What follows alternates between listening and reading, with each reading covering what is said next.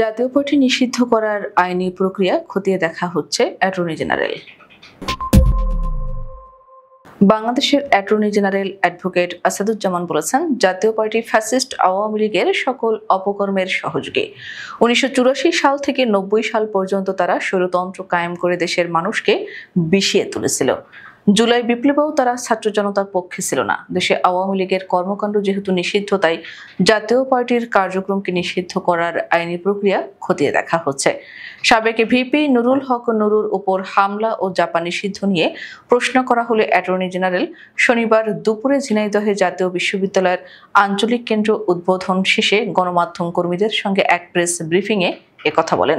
Attorney general advocate Asaduzzaman বলেন, নুরুর ওপর হামলা একটি বিচ্ছিন্ন ঘটনা।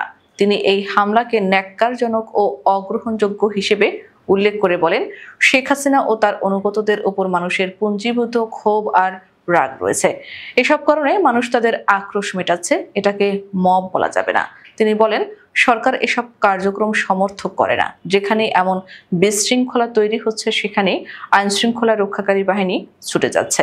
অ্যাটর্নি জেনারেল বলেন, চোরাবালিতে ডুবে যাওয়া এই বাংলাদেশ এক যুগসন্ধিক্ষণে দাঁড়িয়ে আছে। নতুন বাংলাদেশ বিনির্মাণে আবু সাইদ, মুগ্ধ ও অসীমরা জীবন দিয়েছে। এই নতুন বাংলাদেশে কোনো দুর্নীতিবাজকে মাথা তুলে দাঁড়াতে দেওয়া হবে না। আমরা দুর্নীতিবাজদের মুখোশ উন্মোচন করতে চাই। শিক্ষকদের উদ্দেশ্যে তিনি বলেন, পতিত সরকারের আমলে বেসরকারি স্কুল কলেজে কিভাবে নিয়োগ হয়েছে তা সবাই জানে। নিয়োগের নামে কারা টাকা নিয়েছে আপনারা প্রকাশ করুন। আমরা সব দুর্নীতিবাজদের মাটি খুঁড়ে বের করে আনার চেষ্টা করব। অ্যাটর্নি জেনারেল অ্যাডভোকেট আসাদুজ্জামান বলেন, ব্রিটেনে গণতন্ত্র ফেরাতে স্বৈর শাসকদের দৃষ্টান্তমূলক শাস্তি দিয়েছিল বলে আজ সেখানে গণতন্ত্র, ন্যায় বিচার ও দুর্নীতিমুক্ত পরিবেশ বিরাজমান।